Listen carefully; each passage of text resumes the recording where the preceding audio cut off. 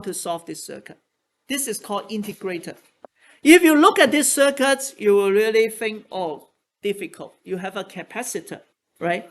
If you try to solve in time domain, this is a mess. But then you start building a database in your brain, right? In your memory. When you look at this, you already think that, hey, this one looks like this guy.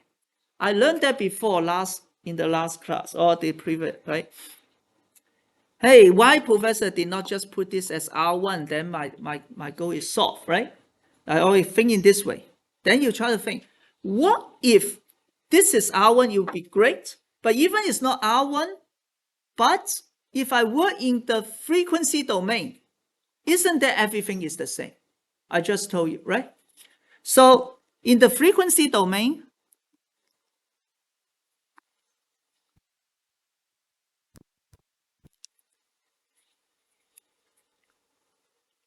what is the gain? V out of S divided by V in of S. I gave you the hints here. We do all the Ohm's law, KCL, KVL, OpAmp. To solve this circuit, I get this. Now, if in the frequency domain, we just say that the Ohm's law, KCL, KVL have exactly the same form, right? You write down the equation, you do the substitution, eliminates the variable. Eventually, you came up with V out divided by V in, although we say it's V of S. But what would you get? What should you get? Exactly. It will be the impedance of the capacitance ZC1 divided by ZR1. Right? Let me remind you again. When we go to the frequency domain, the Ohm's law is still the same, except we don't put R, we put the impedance. And the impedance depends on what component we have, right? So if I try to solve it, you can go back to solve it. If you don't trust me, you will get the same form. But instead of R1, I should put C1, and then R2, I should put ZR1. Okay? What is ZC1? You already told me. 1 over SC1. And what is ZR1? R1. Easy.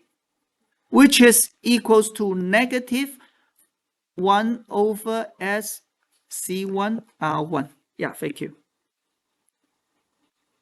So I'm done already.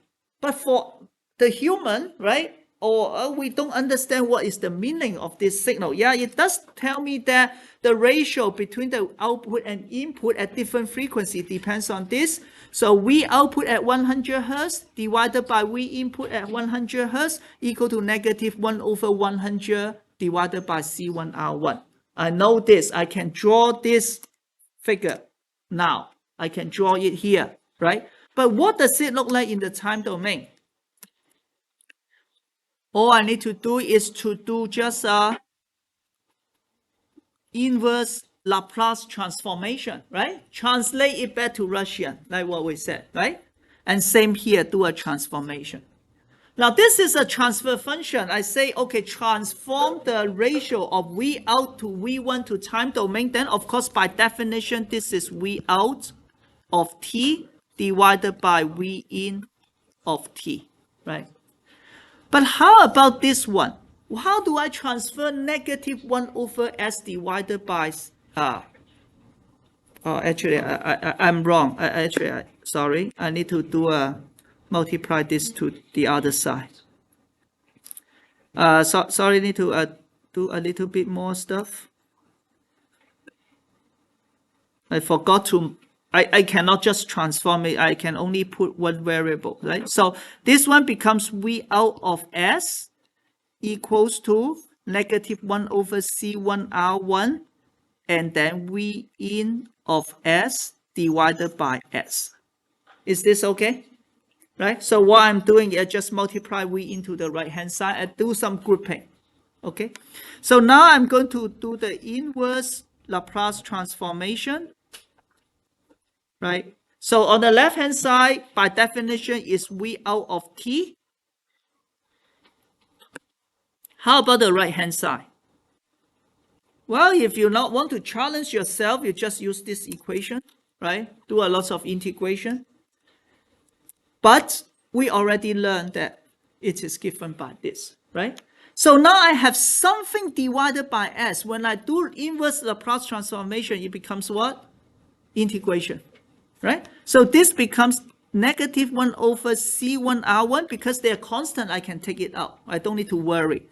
And this one becomes V in of t dt by definition, right? Because this is V in s divided by s.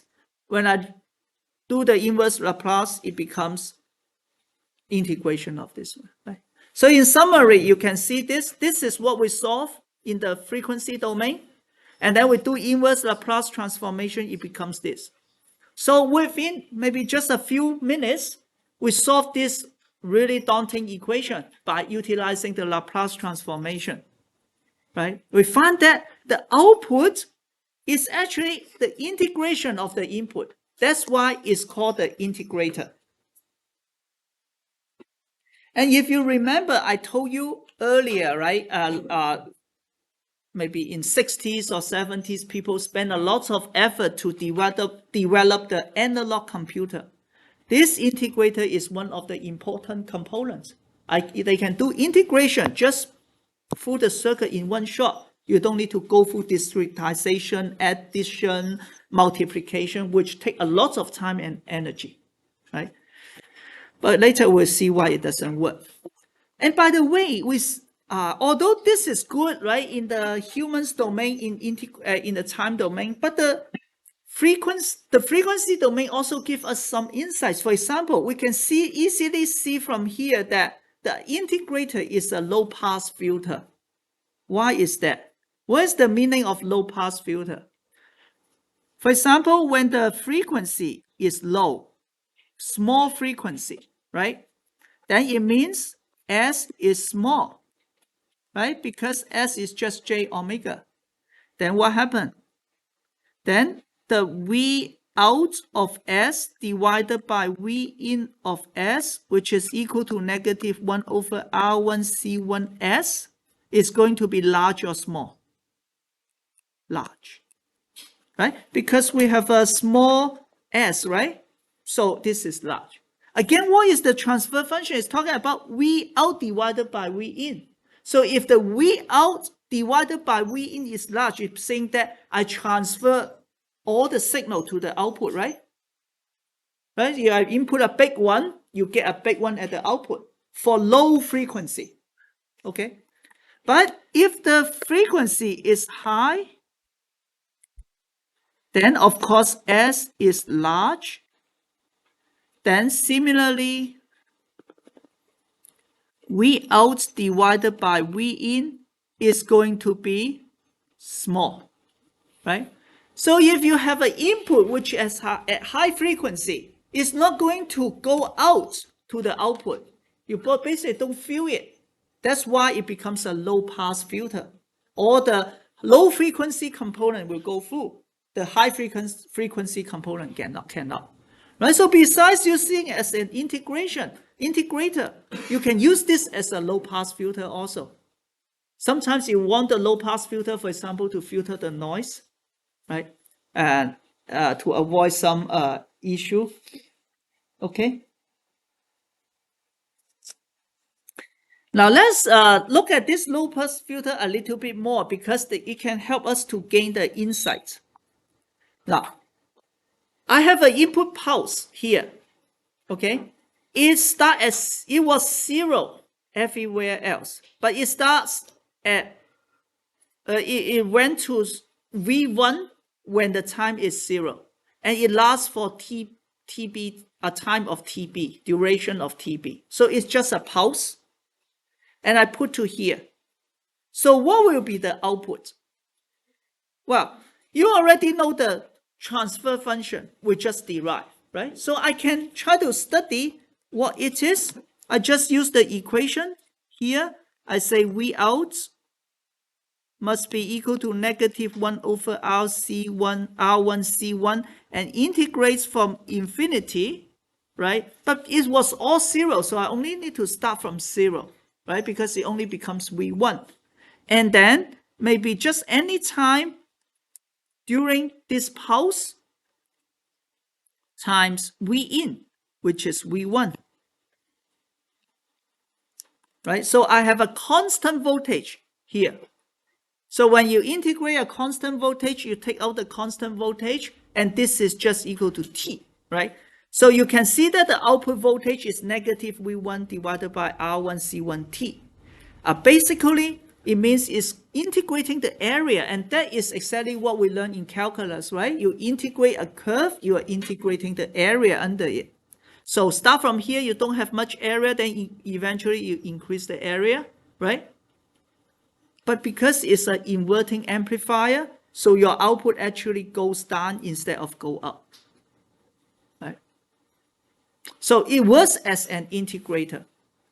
But from here, we can learn more stuff to test our understanding of how the integrator works, right? Because now what we are seeing is just a Laplace transformation. It's just a circuit. We dump in everything and come up, oh, this is an integrator. Now, how about let's look at this. This circuit is properly biased.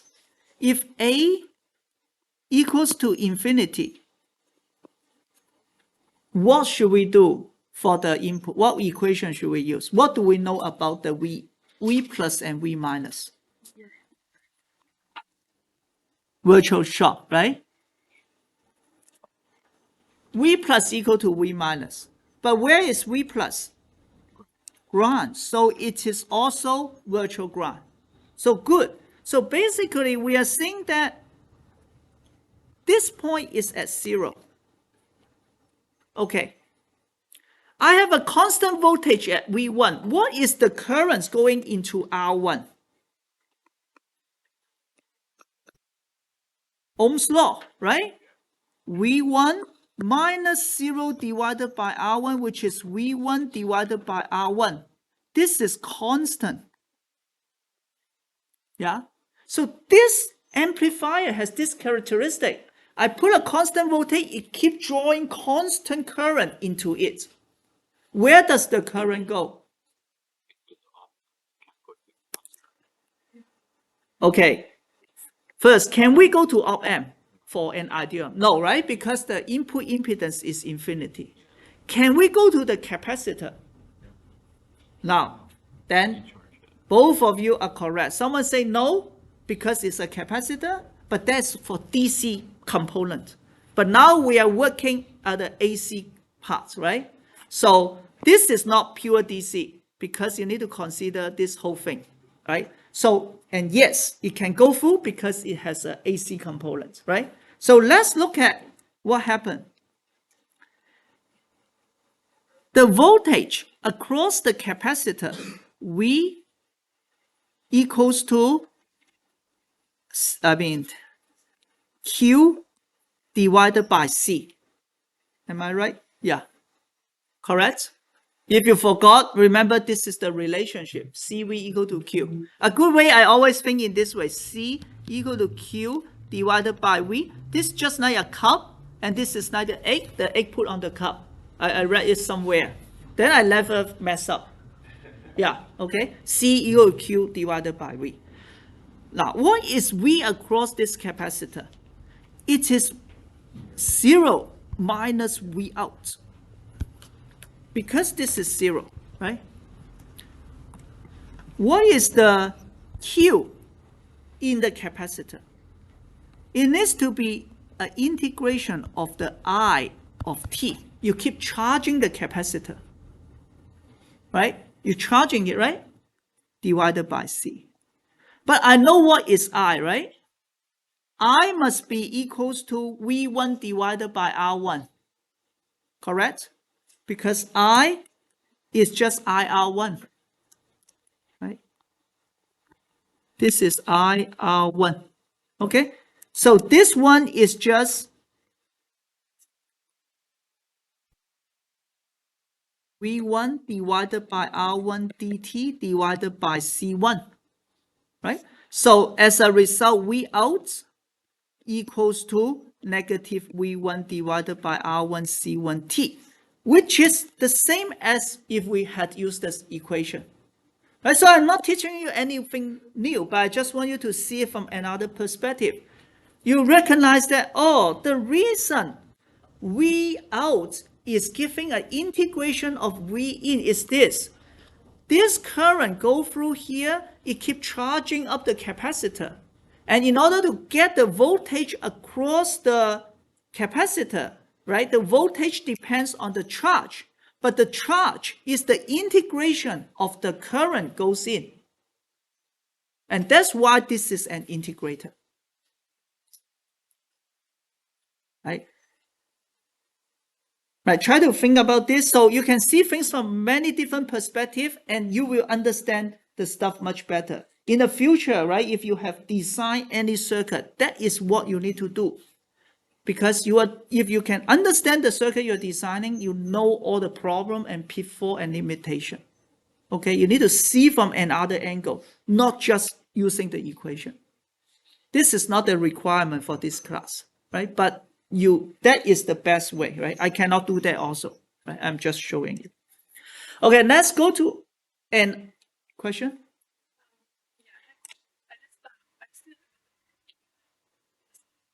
The where Q? The charge on the capacitor. So you have a capacitor, it is C, then you have plus Q minus Q across it, right? Then that is the charge on the capacitor. So you can use the analogy like a reservoir.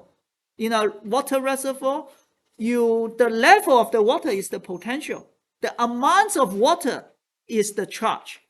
So some reservoir has large capacitance, large capacity, because they are wide. You need to fill a lot of water in order to raise 1 meter. That's why they're large capacitance. Some are small reservoir, maybe just a small well. You just put a little bit water, it raise 1 meter already. This is a small capacitor, right? They raise to the same level, right? If you bring the small reservoir and the large reservoir together, you hold them together, the water will equalize, right? The level. But one of them only have a small amount of water, one has a lot of water. So one is a large capacitor, one is a small capacitor. Like that helped me to understand many things. And now what is current? Current is the rate you put in the water, right? And so, of course, the amount of water in the reservoir or the well is the integration of the water flow of your pipe, right? How the pipe is talking about per second, how much water you go there. You integrate it, it becomes the Q. Okay? Sir, yeah. What does this mean? What does this allow? Oh, it does not further allow much, but it's just that I try to see it from another angle instead of just doing the calculation, right? Because here is that I came from the Laplace transformation, I derive it here, and then I know that, okay, with this pulse, it's going to integrate it. But what I'm trying to do here is try to follow the current. Okay, you have current coming into here. I realize that all this current will go to charge up the capacitor. And because this is zero due to virtual ground, then the voltage across this capacitor only depends on V out, right? And because it only depends on V out, then I know C equal to Q over V. So if I increase the charge, my voltage will go up. And then I know the relationship between the current and the charge. The charge is the integration of the current. And that's why the output voltage is the integration of the current. But then the current proportional to the input voltage. So my output voltage is the integration of the input voltage. Does it make sense? Yeah. Yeah. So now you understand better. But actually, I should say one thing. How did people come up with this idea? I don't know, but I bet it is because they have the insights. They ask themselves, I want the output to be integration of input. What can I do? Well, capacitor cannot do that. Resistor cannot do that. Inductor cannot do that. Hey, I know there's something like integration in capacitor. And then try to start thinking, oh, maybe how about integrate the current? Then I need to make sure the current is just directly related to the voltage. What do I do? Right? Or then maybe, or if I have a virtual ground, right? Maybe they don't have the OpAmp, they just start with this one, right? And they do get some integration, but then the problem is, no, this is not pure integration. Oh, if I can make this ground, that would be great. But you cannot just ground it because the current will go to the ground. They are not coming. How about virtual ground have an OpAmp? And they came up with this integration, this invention, maybe, right? I just guessing. So this type of insights help you to create something more. Okay, so let's go to another topic, differentiator. Right? The only difference is that I swap the resistor and the capacitor, and it becomes a differentiator. And why? Right? If you think in the Laplace domain, you probably have an idea already, because division is integration, then multiplication is differentiation, right? So those people came up with this idea naturally, right? So let's again work in the frequency domain. And again, like what we said last time, the output, this is an inverting amplifier. So V out, again, I put S to make it clear, is in the frequency domain. You don't need to put that if you know that. It's equal to negative ZR1 divided by ZC1. Okay, now the label is changed, right? In this circuit, we call this R1 here. Here, I call this R1 here, but it doesn't matter. The main point is the component next to the V out divided by the component next to the V in, right? Because that is what we derived earlier, right? That is the equation. This one. This equation, we derive them rigorously, right? Now then we repeat what we say. This one, Z R1 is just R1, right? And then the impedance of the capacitor is just 1 over SC1. I just need to be very careful about where to put the denominator, right? Then I can reorder them as this. I can say this is equal to negative R1 C1, and then let S V in S, right? So what I'm doing is just put this S1 C1 to the top, and then multiply V1 to the right. That's it. Okay. So we do the similar trick. The only difference now is that the form is different, right? So I do an inverse Laplace transformation. On the left, by definition, of course, it becomes just the time domain, V out of t. On the right, I gave this here already. Now here we will assume V in at 0 equal to 0. That is okay. We don't want to go into this detail. So what is this? Is that S times V in becomes dV in dt. So this is dV in dt, right? So again, in 2 minutes, I was able to derive this one in time domain easily. And I know that the output is proportional to the rate of change of the input. Instead of integration, this time is differentiation, right? Again, this we can make a analog computing very nice. Of course, it doesn't work well, but there is an idea. So why a differentiator? Now we can guess it must be opposite to the integrator. It actually is a high pass filter. It let the high frequency component go. So we can just look at the frequency domain. When the frequency is small, right? Then of course it means the S is small, low frequency, small s. Then V out, which is divided by V in, which is negative R1 C1S, is going to be high, small or large. small, right? Because it's just multiplication. So it brought all the low frequency. If I have, let's say, DC component, right? It basically just, you get nothing, no output from the output, right? Because it is small. And then if the F is large for high frequency, then of course you have a large S. As a result, V out divided by V in is going to be large, right? So again, the transfer function means output divided by input. If I can get large out divided by in, then it means I'm able to transfer my signal to the output, right? So in this case, I can use the differentiator as a high pass filter to block all those low frequency. It can be noise again, actually, because, for example, our wall, we'll talk about that in the future. The wall outlets, they have a noise of maybe I think it's 60 hertz in US or 50 hertz because they are AC current, right? So those noise, you also want to block them. Maybe you don't want them, right? If they are in the frequency that you're interested, then you need to engineer better. Okay.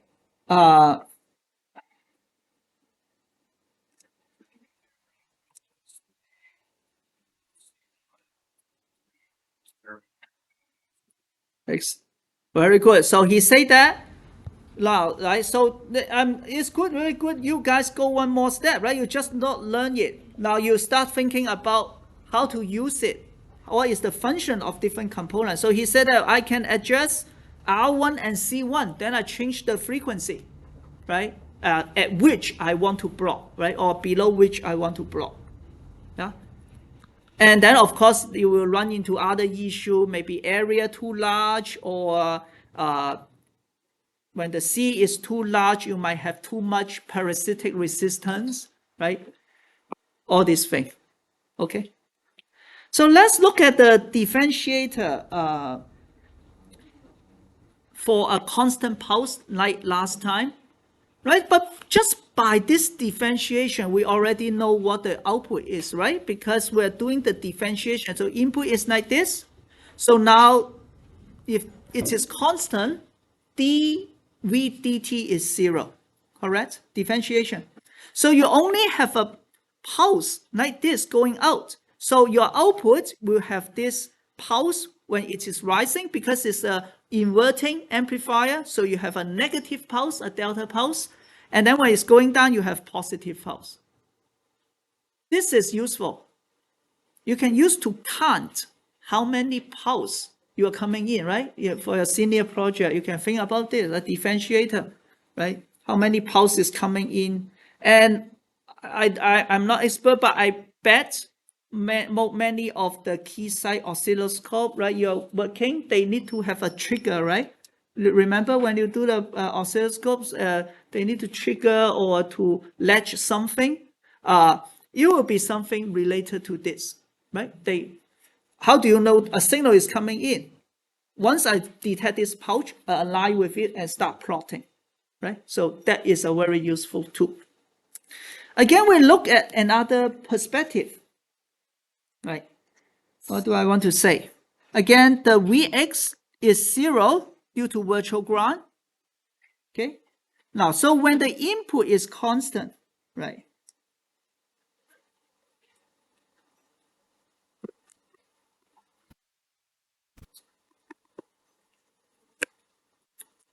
What I want to say is let's look at how it works, right?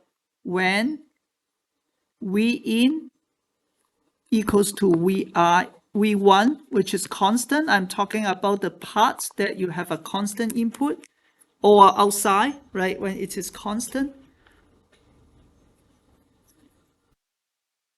Do you have any current going through the C1? Right? So again, C equal to Q over V, right? The egg over the cup. What is Q? Q is integration of I dt, right?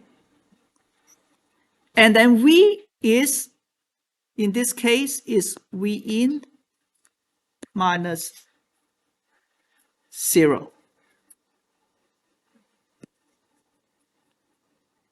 What do I want to say? but I actually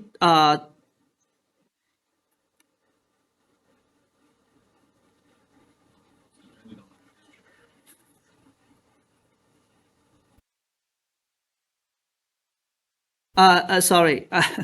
So I don't want to, yeah. So this is still correct what I'm saying. So this is CV in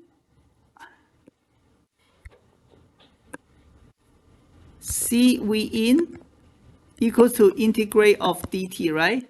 But actually I want to find the I. So it means I equals to dCV in dt, right? But the point is, V in is constant at this point, right? Because this is equals to dCV1 dt. So this is what? 0, right? So basically, of course, we don't need to go through this. I kind of got lost go through this math, but it's very simple. V in is constant. This is 0.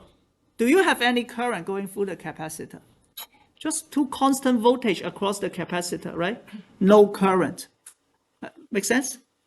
Right? We bias the 2 volt on the left, 0 volt on the right. There's no current because it's DC, right? So of course I prove it, but what I'm trying to say is that IC equal to 0. But where does this current go? This is equal to R1, IR1, right? It means R1 is also 0. So what will be the output? IR1 equals 0 equals to Vx minus V out divided by R1, just Ohm's law, right? So now you're telling me that this is 0 and no current going in, then what should be your output? 0, right?